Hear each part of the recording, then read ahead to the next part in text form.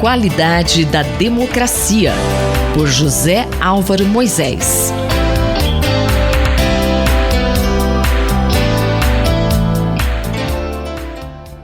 Professor, qual o tema da coluna hoje? A eleição do candidato democrata Joe Biden à presidência dos Estados Unidos, no que foi uma das mais disputadas corridas eleitorais da história norte-americana, está sendo celebrada por muitos cidadãos americanos e mesmo por analistas da política como um verdadeiro show da democracia. Muitas pessoas estão dizendo que o mundo estava precisando de algo assim. Eu penso que essas pessoas têm razão por alguns motivos importantes.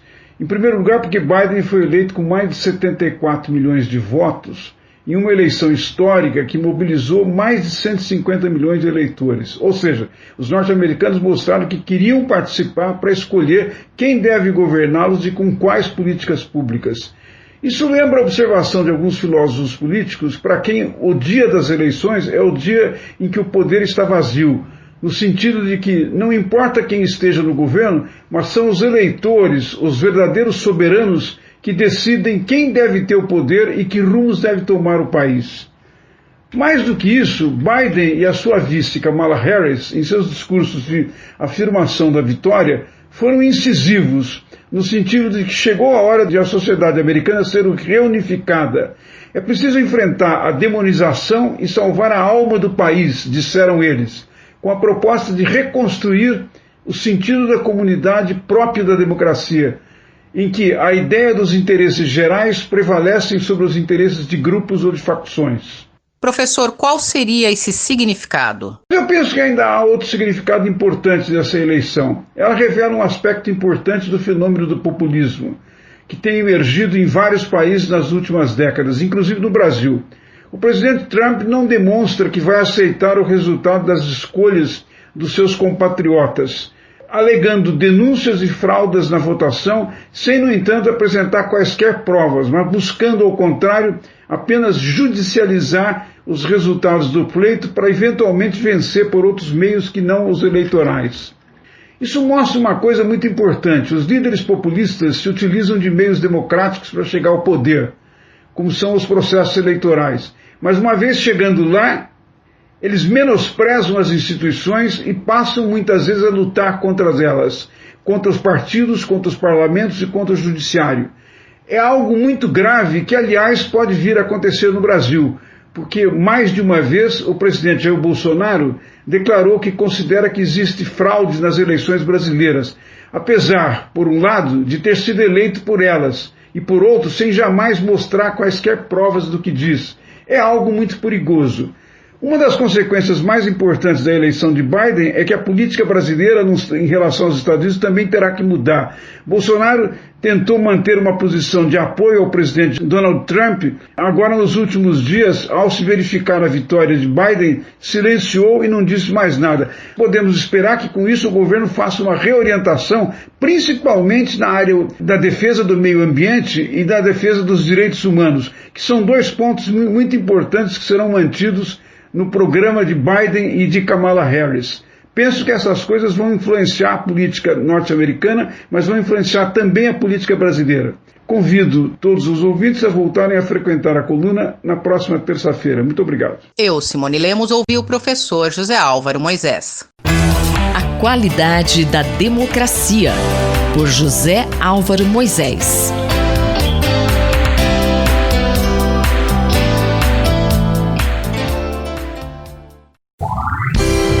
Diplomacia e Interesse Nacional, pelo embaixador Rubens Barbosa. Você é sempre bem-vindo ao nosso Diplomacia e Interesse Nacional. O tema de hoje, o resultado das urnas americanas. Embaixador, qual o recado que a sociedade americana deu ao eleger o democrata Joe Biden?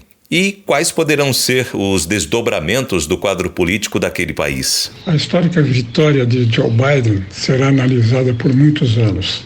O resultado da eleição foi surpreendentemente equilibrado, refletindo a profunda divisão do país.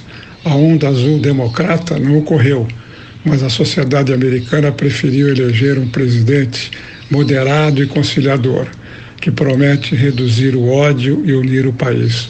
O resultado das urnas mostrou que o eleitor separou a figura do presidente falastrão do seu partido, o Partido Republicano, que teve um desempenho muito melhor do que Trump, saiu fortalecido com o maior número de deputados da Câmara dos Representantes e com a possibilidade de manter a maioria no Senado, o que poderá agravar ainda mais as tensões. A polarização política nos Estados Unidos vem se acentuando nas últimas décadas e esse quadro não deverá se alterar no futuro previsível. O impasse dificultará a execução das políticas prometidas por Biden nas áreas de saúde, economia, energia, imigração, meio ambiente, no fortalecimento da democracia e nos direitos humanos. Os Estados Unidos estão deixando de ser um país com maioria branca e calvinista para se tornar uma democracia multirracial e muito diversificada. Quase 75 milhões de eleitores se manifestaram contra um presidente com abordagem não convencional na política, percebido como egoísta, mentiroso, vaidoso, que coloca seus interesses pessoais e eleitorais acima dos interesses do país. Trump impôs políticas que favoreceram o populismo, o protecionismo, o racismo, o isolacionismo, sempre ressaltando que isso iria ampliar o emprego do trabalhador norte-americano e reforçaria a ideia de que os Estados Unidos sempre estariam em primeiro lugar. Outro aspecto relevante que ficou claro com os resultados eleitorais é a questão do uso político da religião. O recado nas urnas aos políticos foi claro: Igreja e Estado não devem ser misturados e confundidos. Os eleitores se manifestaram a favor das discussões sobre questões práticas que afetam diretamente seus interesses e refutaram uma guerra religiosa, em especial contra imigrantes muçulmanos. As incertezas que as transformações internas da sociedade americana acarretam deixam lição também do ângulo das relações externas. O alinhamento político e econômico com os Estados Unidos é perigoso. Depender dos Estados Unidos não representa um apoio estável de médio e longo prazo em função das modificações que podem ocorrer nas tendências dos eleitores nas eleições seguintes. As políticas de Trump em relação aos aliados dos Estados Unidos, no tocante aos organismos internacionais, ao grau de confrontação com a China, a política de meio ambiente deverão ser modificadas do governo Biden, como ele próprio já anunciou. O que poderá ocorrer em 2024 na nova eleição presidencial? Serão mantidas as políticas do governo democrata?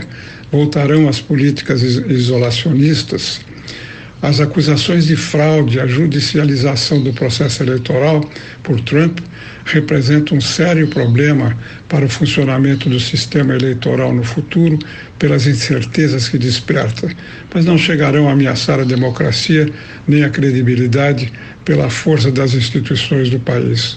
Os institutos de pesquisas voltaram a se equivocar de maneira grave. Os meios de comunicação, TVs, jornais, rádios, tornaram-se na prática braços dos dois partidos políticos, estimulando a divisão. O papel da mídia social foi menor do que na eleição de 2016. Ficam no ar algumas perguntas. Como Trump vai se comportar? Se recolherá, como fizeram todos os seus antecessores? Vai continuar ativo no Twitter, se mantendo com uma presença forte no cenário político americano? A Constituição norte-americana determina que nenhuma pessoa poderá ser eleita mais de 2 vezes para o cargo de presidente. Assim, Trump poderá muito bem querer se apresentar novamente em 2024. Como o Partido Republicano vai reagir? Virou-se mais uma página na história política dos Estados Unidos e o mundo inteiro vai acompanhar os seus desdobramentos. Eu sou o Mário Santi e conversei com o embaixador Rubens Barbosa. Diplomacia e interesse nacional, pelo embaixador Rubens Barbosa.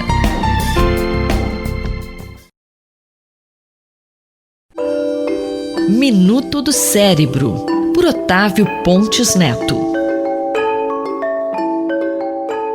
Professor Otávio, qual o cenário atual das inovações tecnológicas para o tratamento do AVC no Brasil? Bem, como temos comentado aqui na nossa coluna, o tratamento do acidente vascular cerebral isquêmico vem sofrendo uma grande revolução nos últimos anos, com o desenvolvimento de novas técnicas de terapia de reperfusão. A trombectomia mecânica, que é uma técnica que consiste basicamente de um cateterismo das artérias do cérebro, que possibilita que os dispositivos sejam colocados para pescar o coágulo que está entupindo a artéria do cérebro, é uma técnica muito eficaz e recentemente teve a sua eficácia e custo-efetividade comprovada no Sistema Único de Saúde com a publicação do estudo Resilient. E como as pessoas podem se beneficiar dessa técnica? Esse tratamento ainda não foi incorporado pelo SUS e, portanto, só está disponível em hospitais da rede privada e em poucos hospitais do Sistema Único de Saúde, hospitais geralmente terciários e acadêmicos, que conseguem custear do próprio bolso esse tipo de tratamento. Mas essa semana tivemos uma excelente notícia. A CONITEC, a Comissão Nacional de Incorporação de Tecnologias do Sistema Único de Saúde, que é o órgão responsável por avaliar a eficácia e a custo-efetividade desse tipo de tratamento no SUS, recomendou em seu parecer, de forma favorável, a incorporação da trombectomia mecânica no Sistema Único de Saúde. Com esse parecer favorável da CONITEC, a trombectomia mecânica agora deve passar por uma consulta pública e depois uma avaliação de impacto orçamentário. Mas esse foi um passo muito importante para que esse tratamento finalmente esteja disponível para os brasileiros no Sistema Único de Saúde. Ouvimos o professor Otávio Pontes Neto, da Faculdade de Medicina da USP, em Ribeirão Preto. Rita Estela para a Rádio USP. Minuto do Cérebro, por Otávio Pontes Neto.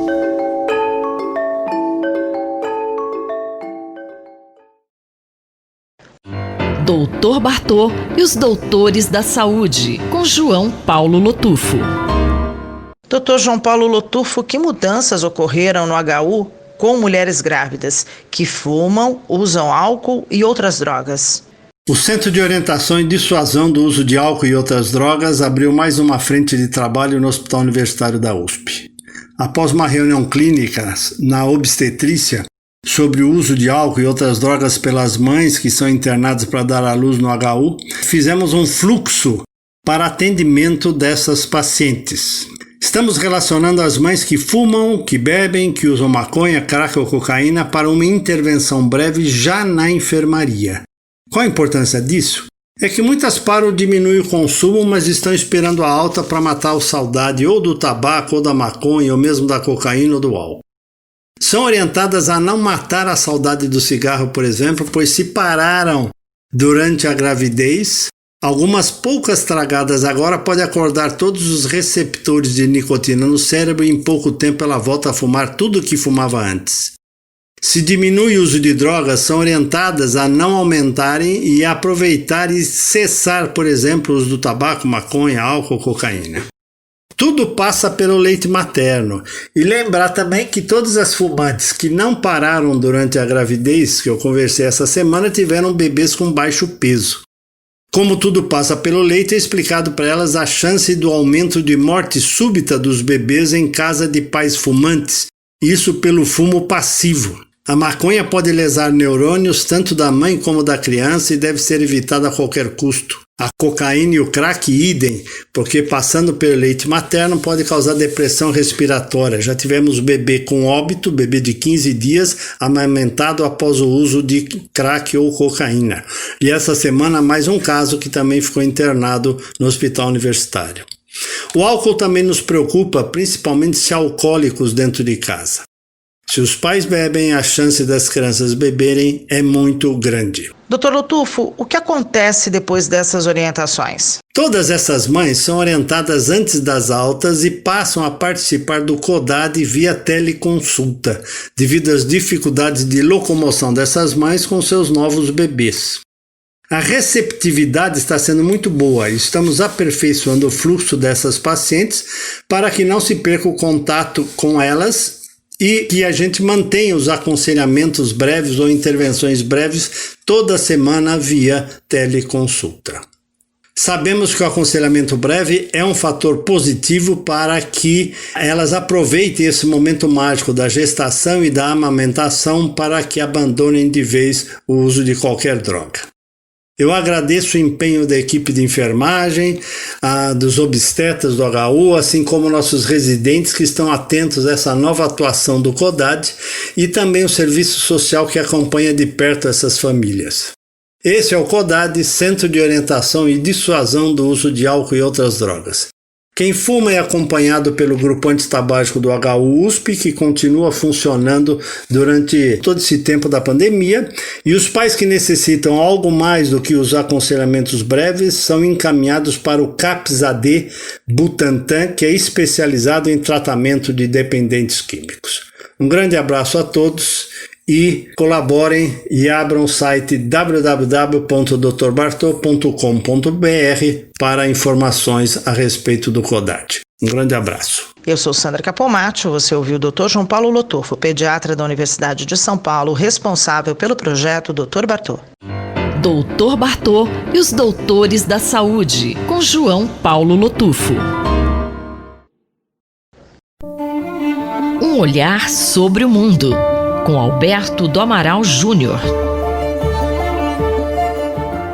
Dr. Alberto do Amaral Júnior, o assunto de hoje é o resultado das eleições norte-americanas. Qual o balanço de tudo isso? As últimas eleições norte-americanas, ocorridas no dia 13 de novembro, foram históricas.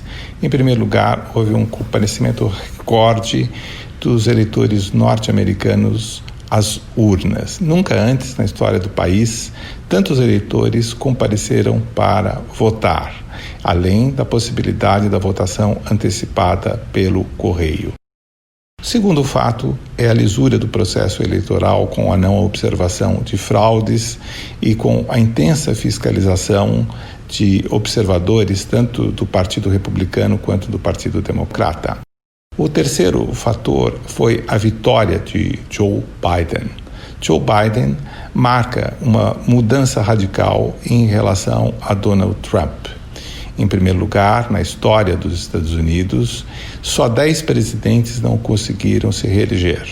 Trump foi, assim, um dos presidentes que não conseguiu se reeleger, apesar de ter conseguido uma votação extremamente importante, a segunda maior votação da história dos Estados Unidos, e justamente pela política que adotou nos últimos 4 anos.